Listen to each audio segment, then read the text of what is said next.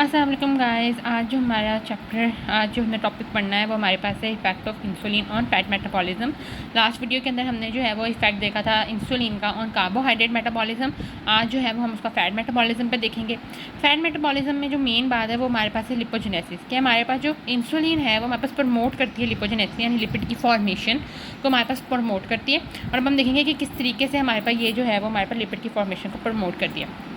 And guys if you like the videos so please subscribe और comment ताकि जो है ना वो और ज़्यादा मुझे मोटिवेशन मिले ताकि मैं वीडियो जो है वो बनाऊँ।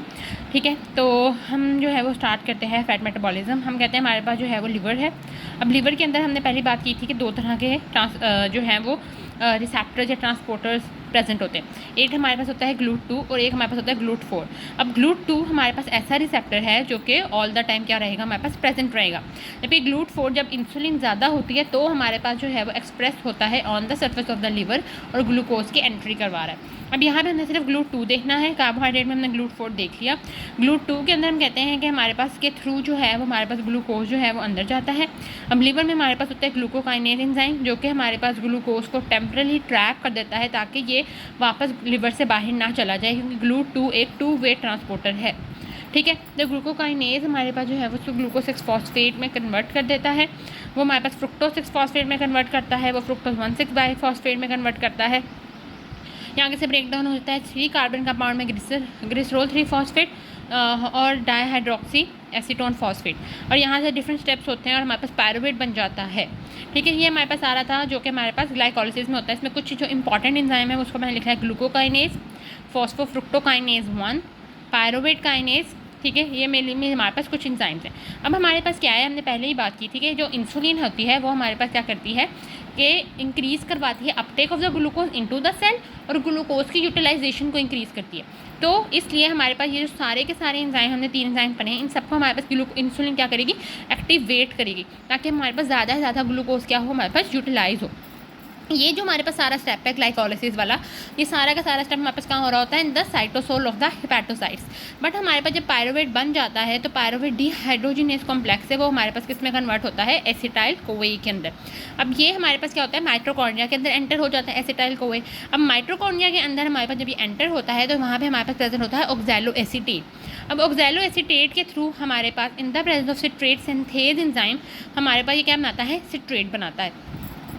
ठीक है, अब जो सिट्रेट है, अगर ये सिट्रेट अपना पूरा क्रब साइकिल पूरा करे तो वो हमारे पास क्या बना देगा, ATP बना देगा। बट हमें ATP नहीं बनानी, हमें क्या बनाने, हमें फैट्स बनवाने।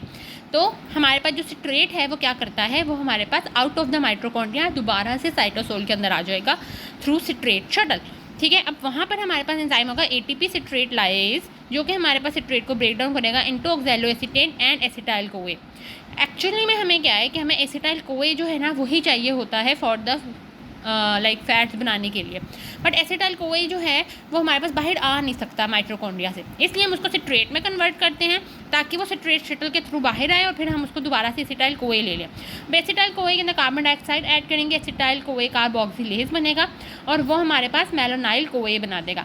मेलोनाइल कोए जो है वो हम कहते हैं हमारे पास प्रिकर्सर होता है फैटी एसिड्स के लिए, और ये हमारे पास क्या करता है कि हमारे पास जो कार्निटाइन शटर होता है उसको हमारे पास ब्लॉक कर देता है, जो कि हमारे पास फैटी एसिड को दोबारा से माइटोकॉन्ड्रिया में लेके जा रहा है। अब हमारे पास क्या है, ये मेलोनाइल कोए जो है ना वो फैटी एसिड सिंथेज के थ्रू हमारे पास फैटी एसाइल कोए तो बना देगा, लेकिन ये फैटी एसाइल कोए दोबारा माइटोकॉन्ड्रिया में ना चला जाए, जब क्योंकि अगर ये माइटोकॉन्ड्रिया में चला जाएगा तो ये दोबारा से लाइक स्टेप करके दोबारा से ग्लूकोज जनरेट कर देंगे।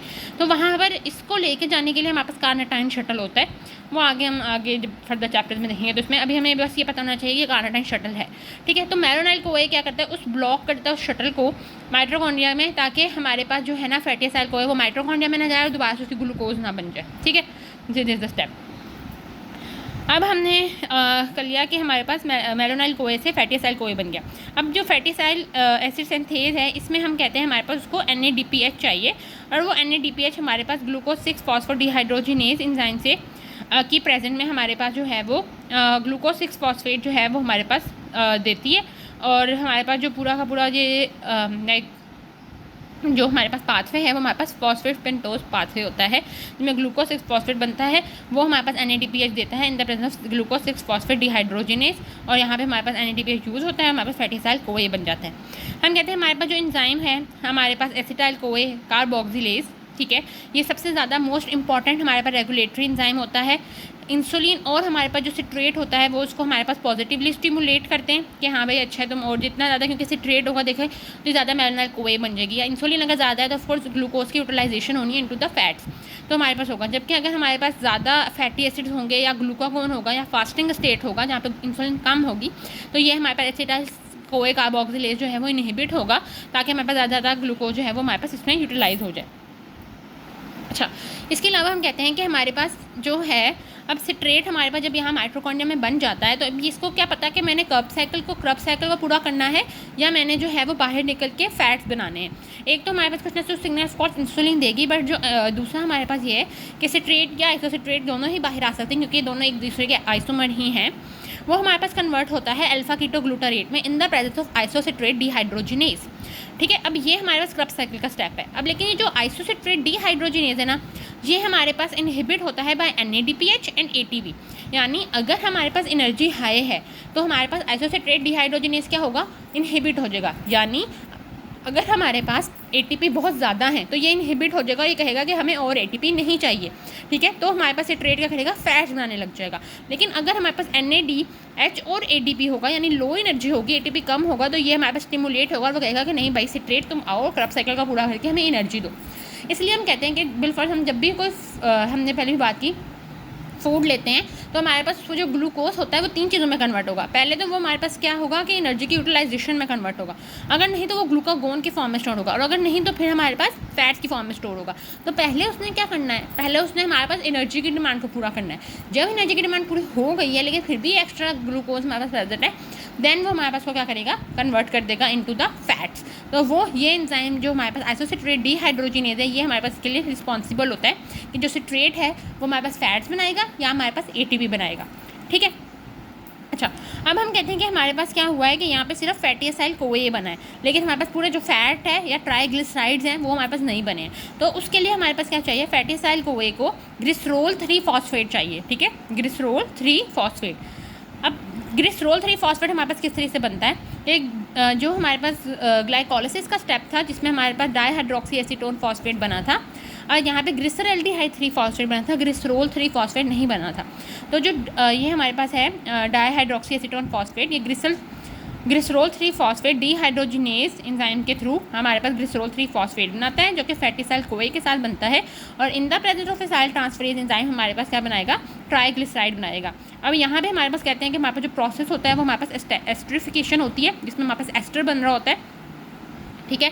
और हम कहते हैं हमारे पास जो ग्लूकोज होता है ग्लिसरॉल 3 फॉस्फेट होता है वो एक इस स्टेप के थ्रू भी आ सकता है, और हमारे पास अगर ग्लिसरॉल प्रेजेंट है तो हमारे पास ग्लिसरॉल काइनेज के थ्रू भी ग्लिसरॉल 3 फॉस्फेट जो है वो हमारे पास बन सकता है। ये जो हमारे पास ट्राइग्लिसराइड की सिंथेसिस होती है इसको हम जो है वो डिनोवो सिंथेसिस जो है वो हमारे पास कह रहे होते हैं। अब हमारे पास इंसुलिन जो है वो हम कहते हैं कि हमारे पास सारे यहाँ पर जो एंजाइम है इन सबको हमारे पास स्टिमुलेट करेगा, सवाए हमारे पास एंजाइम आइसोसिट्रेट डिहाइड्रोजिनेज के। क्यों सॉरी, क्योंकि आइसोसिट्रेट डिहाइड्रोजिनेज जो है, क्योंकि आइसोसिट्रेट डिहाइड्रोजिनेज जो हमारे पास एंजाइम है वो हमारे पास क्या कर रहा है, हमारे पास अगर ये हमारे पास स्टिमुलेट होगा तो हमारे पास क्या होगा, हमारे पास ATP बनेगी। तो इंसुलिन जो है वो इस एंजाइम को इनहिबिट कर देगा ताकि हमारे पास ATP ना बने बल्कि हमारे पास क्या बने, फैट्स बने। तो ये हमारे पास बाकी सारे एंजाइम जो है वो हमारे पास स्टिमुलेट होंगे ताकि हमारे पास जो है वो ट्राइग्लिसराइड की सिंथेसिस हो सके। ये हमारे पास जो है वो हमने पढ़ा कि लिपोजेनेसिस हमारे पास किस तरह से कर रहा होता है। आगे हम देखेंगे कि लिपोजेनेसिस तो हो गई यानी ट्राइग्लिसराइड बन तो गए, लेकिन वो स्टोर जो है वो किस तरह से होते हैं और इफेक्ट ऑफ इंसुलिन उसके ऊपर हमारे पास क्या है।